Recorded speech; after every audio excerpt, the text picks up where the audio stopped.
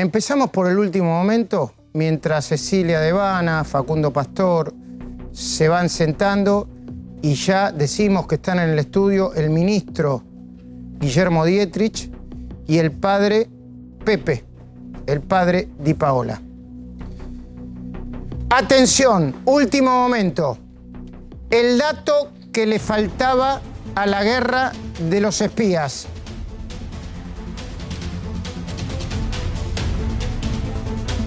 ¿A que no adivinás quién es el abogado de Pedro Echevez, el supuesto chacarero que dice haber extorsionado o haber sido extorsionado por D'Alessio e implicó a Stornelli para contaminar la causa de los cuadernos de la corrupción? ¿A que no adivinás quién es? Te lo voy a nombrar y posiblemente no te diga nada, pero es muy importante. Y vamos a mostrar la foto. Se llama Franco Bindi. ¿Y sabés quién es Franco Bindi? El abogado de Pedro Echevez, el chacarero supuestamente víctima. Es además el abogado de Lázaro Báez en la causa donde lo denuncia la FIP. Es además el abogado de Pablo Barreiro, el hijo del jardinero Barreiro. Buenas noches, Cecilia, ¿cómo estás? ¿Qué tal? Buenas noches, Luis, ¿cómo estás? ¿Quién es el jardinero Barreiro? El jardinero Barreiro es Ricardo Barreiro, fue uno de los detenidos, un exsecretario allegado al matrimonio presidencial, y estuvo detenido en el marco de los cuadernos de las coimas y luego fue excarcelado por decisión de la Cámara a fin del año pasado. Bueno, Bindi, además de ser el abogado de Lázaro Báez, de Pablo Barreiro, el hijo del jardinero Barreiro, es abogado de Pedro Echevez y fue en su momento abogado de Leonardo Fariña. ¿Saben por qué echó Leonardo Fariña tanto a Franco Bindi como a Giselle? ¿Cómo se llamaba la abogada la abogada de Leonardo Fariña? Ya me voy a acordar, ¿eh? Giselle Robles. Robles. A Giselle Robles. Porque le enviaron ambos un escrito agrediendo al juez Casanelo y tratando de romper la investigación de la ruta de dinero K. Bindi, además, es socio de Elizabeth Gazzaro, la abogada de Lázaro Báez, que acusó falsamente a Casanelo de reunirse con Cristina Fernández. Franco Bindi es además muy cercano a Alan Bogado, un ex espía inorgánico, supongo, de la AFI del kirchnerismo. ¿No es así, Facundo Pastor? Claro, Alan Bogado, ¿cómo te va, Luis? Buenas noches. Alan Bogado aparece mencionado muy de cerca en la historia Nisman. Nosotros lo contamos en su momento. Bogado fue señalado como una suerte de agente de inteligencia inorgánico, con vínculos políticos, con algunos sectores del kirchnerismo. En su momento, la propia de la AFI, negó que Bogado trabajase formalmente para la Secretaría de Inteligencia, pero Bogado fue a una escribanía y publicó en una escribanía, o sea, certificó un escribano que trabajaba justamente bajo las órdenes de Jaime Estiuso en su momento. Por eso apareció vinculado en la causa Nisman, ¿no? Atención, este es otro capítulo de la guerra de los espías. Pedro Echevez, que a veces hacía llamar González, y que trabajaba con D'Alessio y con los ex comisarios de Gastaldi y Bogoliuk. Ricardo Bogoliuk. Entre otros, ¿no? Tiene como abogado, tiene hasta hace... A ver, nosotros tenemos el escrito en donde Pedro Echevez y el hijo de Pedro Echevez, ya procesados por el delito de servidumbre, son defendidos por Franco Bindi, el mismo abogado que tiene Lázaro Báez en la causa de la FIP. Franco Bindi, socio de Elizabeth Gazzaro, que anduvo sacando fotos en tribunales y que se presentó ante el juez Ramos Padilla. Vaya a saber para sacarse de encima qué cosa. Atención, Ramos Padilla, que esto no termine absolutamente al revés de cómo fue presentado, ¿eh? Todo esto demostraría que la operación contra Stornelli habría sido pensada desde hace muchísimo tiempo. Ese documento que estamos viendo es un documento electrónico donde se notifica a los doctores Bindi y Martínez que los imputados en la causa de servidumbre, la que tenía Pedro Echevez y su hijo, no recuerdo el nombre, Matías Echevez, eso certifica que Pedro Bindi es el mismo abogado de Lázaro Báez. Van a tener que seguir dando explicaciones y esto tiene que ver, y mucho tiene que ver, con el intento, a mi entender, de voltear la causa de corrupción más importante de toda la historia argentina, la causa de los cuadernos. Ya vamos a ampliar esta información y esta noche vamos a hablar obviamente de pobreza y obviamente vamos a hablar con el ministro Dietrich de... Yo me pregunto si con todas las malas noticias económicas habrá alguna buena noticia. Seguramente la encontrará. Pero quiero ahora mismo ir con el editorial.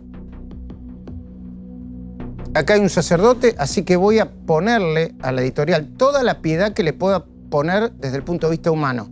No lo quiero meter al padre Pepe en camisa 11 varas porque vamos a hablar de otra cosa con él. Te vamos a intentar mostrar cómo, a pesar de que quizá no lo haga adrede, Cristina termina exponiendo a su propia hija Florencia.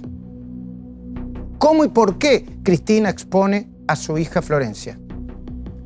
Vos sabés que la expresidenta dice que no quiere exponer a su hija, pero todos los días la expone un poco más.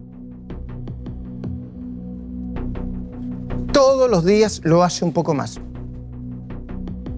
Cristina pide, y vos lo viste, a través de un corto, a mi entender casi de cine, necesita mucha edición, en blanco y negro, con la voz en off, demasiado baja, a mi entender, demasiado trémula, demasiado impostada, ¿por qué no?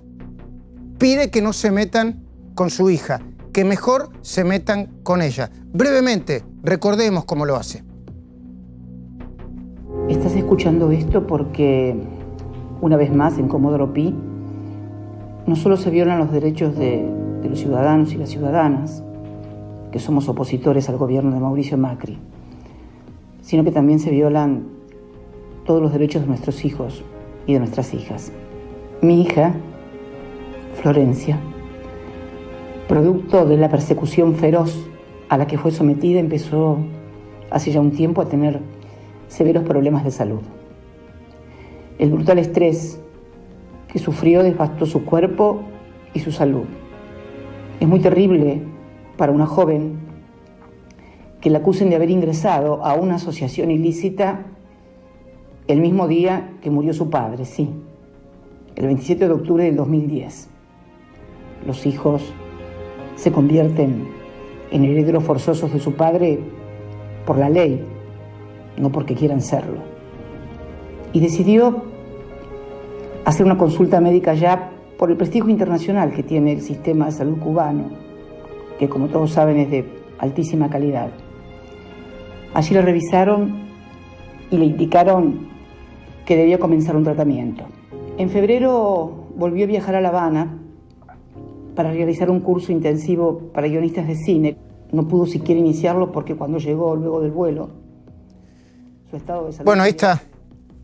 Y sin embargo, Cristina dice que no lo expone, y sin embargo, con sus decisiones no hace más que invitar a que no se deje de hablar de otro tema que el de su hija Florencia. Hoy mismo, por ejemplo, hoy mismo, vuelve a ser la noticia entre las más leídas lo que pasa con su hija Florencia. Y aunque repite que lo hace para protegerla y para cuidarla, sin embargo, en vez de protegerla y cuidarla, lo que termina logrando es el efecto contrario.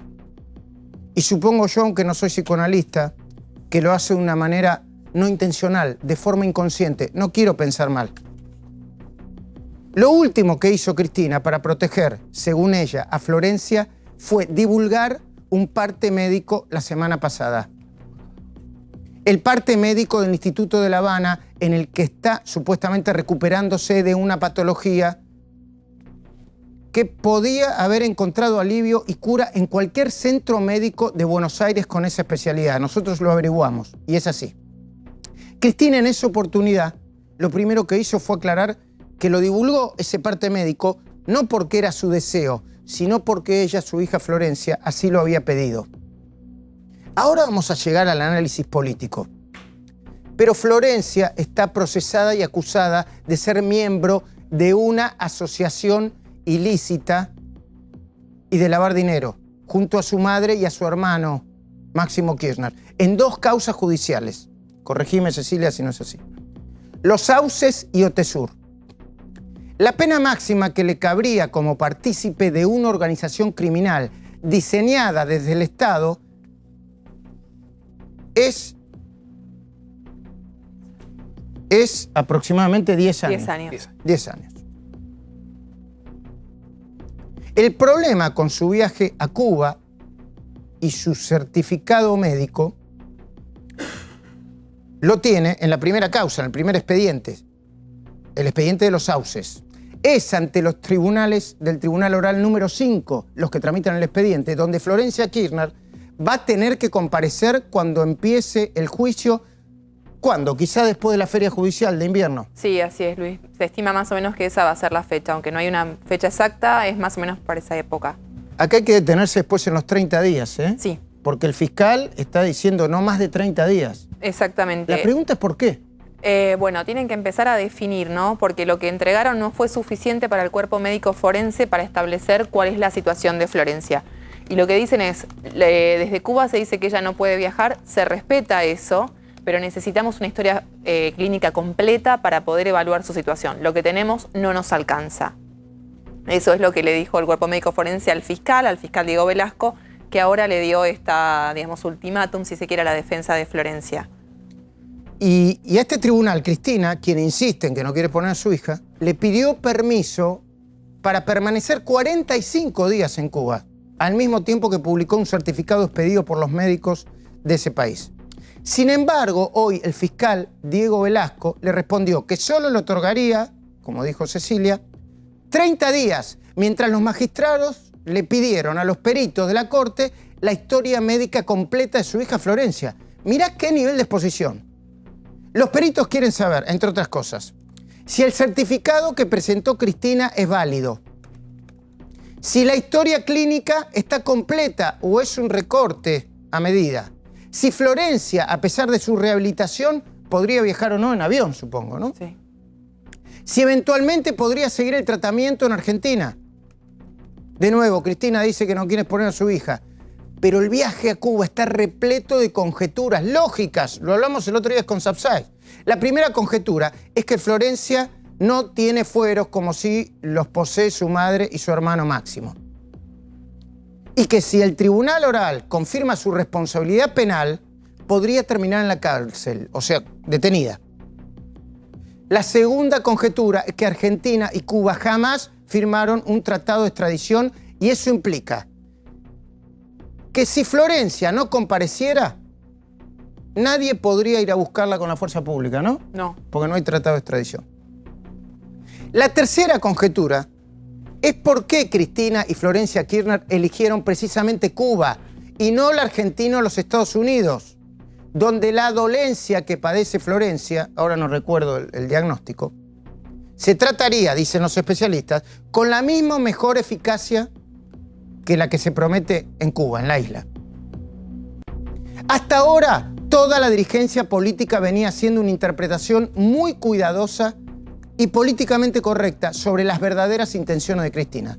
Pero ayer en la cornisa, Mariana Zubik fue muy crítica sobre la compleja situación. Lo de Mariana Zubik no es una opinión cualquiera. Ella conoce a Florencia y a Máximo desde chiquitos. En su libro El origen, Mariana cuenta incluso una anécdota muy fuerte, que incluye una discusión más fuerte todavía entre Néstor y Cristina, y cómo la expresidenta, cuando eran chicos a Máximo y a Mariana Zubik, quiso ocultarles esa violencia que les produjo esa discusión, llevando a Máximo y a la propia Mariana Zubik a tomar un helado y tratando de hacerles creer que no había pasado nada. Zubik dio ayer en la cornisa su particular visión de los hechos. Te anticipo si no lo pudiste ver ayer. Es demasiado fuerte. Míralo. Hasta hoy esperé a algún sociólogo opinar sobre eso, ¿sabes? Porque esto en realidad no es para un análisis de politólogos, quienes algo estudiamos sobre eso. Yo creo que lo que sucedió el otro día con el expresidente, déjame decirte, yo no vi ese video, sí sé de qué se trató y leí. es más para sociólogos y psicólogos. Y me parece que hay un debate pendiente en la Argentina que no hemos encarado y que yo lo viví y a mí me atravesó la vida, que es lo que sucedió en Santa Cruz con el kirchnerismo. Cuando vos tenés un régimen como el kirchnerista que detenta el poder durante tantos años, violentando a las instituciones, la consecuencia inmediata es violentar a los ciudadanos y dejarlos. Pero cuando vos viste eso, Entonces, en la apelación de... Digo, es decir, esto que sucedió con Cristina me parece que tiene que ser una alarma para toda la sociedad. ¿Qué sentí yo? Pavura y espanto. ¿Espanto? Espanto y pavura. No puedo creer que nadie haya advertido. Dos cosas me pasaron. Primero, me dio un profundo asco aquellos que... ¿Asco? Sí, aquellos que, viendo eso de forma demagógica y haciendo culto a la demagogia y a la hipocresía, decían, eso es sagrado y no se toca. Eso me produjo asco. Porque tenemos que ser muy responsables de muchas cosas, y más frente a una cosa como esa que fue realmente descarnada. Lo que hizo la expresidenta de la Nación, ¿por qué me dio pavura? Porque usó de escudo a su hija para salvarse. Decime una cosa, Luisito, yo acá no hablo apelando a mi condición de madre, porque no hablo apelando a esto que de alguna manera algunos hablan de instinto maternal. Vos sos padre. Muchos de los que nos están viendo tienen hijos. Y también aquellos que no tienen hijos, hablo de la condición humana. Decime vos, si en una situación de vulnerabilidad de tu hijo o de enfermedad, vos lo vas a usar de escudo para salvarte en vez de abrazarlo y refugiarte en él. Yo lo abrazo y lo protejo. Exactamente. Ahora, decime de qué calidad humana estamos hablando. De una expresidente de la Nación, que no solo, y en esto doy fe cuando vos hablaste del libro, yo hay cosas que omití de escribir porque las viví. Porque se trataba de las víctimas y las víctimas son sus hijos. Y yo las viví. A mí nadie me lo contó. Yo viví y vi el maltrato y destrato de esa mujer con sus hijos. Y nosotros como fuerza política, y debes haber escuchado muchas veces a Elisa Carrió decir que los hijos de Cristina son víctimas. Son víctimas del destrato y del maltrato de esa mujer y de la falta de amor. Ahora, no conforme con eso, expuso a sus hijos a ser hoy delincuentes. Porque déjame decirte lo siguiente, quien puso a esos chicos en esa condición fue ella, luego de la muerte del expresidente de la Nación. ¿Por qué? ¿Por qué? Al meterlos en Otesur, a utilizarlos a ellos para lavar dinero. Para lavar dinero. Dice Mariana Zubik. Hay que decir, para ser muy precisos, que Florencia Kirchner está procesada, tanto en Los Sauces como en Otesur, no por ser la hija de Néstor y Cristina, sino por firmar los balances y todos los libros contables, por tomar dinero como anticipos de honorarios, lo que constituye un delito, por comprar y vender propiedades, por realizar transacciones bancarias con el dinero de la empresa familiar. Florencia Kirchner aceptó guardar en su caja de seguridad del Banco Galicia los casi 5 millones de dólares que le envió su madre para violar la inhibición de bienes que le había puesto el tribunal justo al embargo de otras propiedades.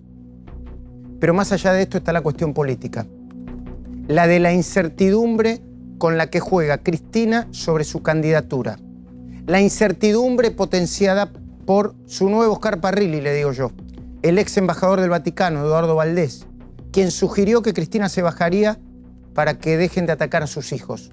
Como si una cosa tuviera que ver con la otra. Como si no estuviéramos acostumbrados a las manipulaciones como las que hubo alrededor de la muerte de Néstor Kirchner. En otra época, en otro contexto, cuando éramos más ingenuos y creíamos que nadie en su sano juicio podría usar a un ser querido como un instrumento de acumulación política, como una manera de conseguir votos.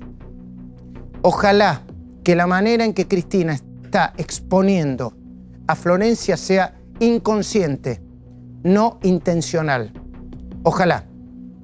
Facundo Pastor tiene información nueva, de último momento. Nos vamos a ir a esa información y después yo me voy a ir a hablar con el ministro. Quizá pongamos en el aire otro informe sobre los bienes de la corrupción. Pero Facundo Pastor, adelante.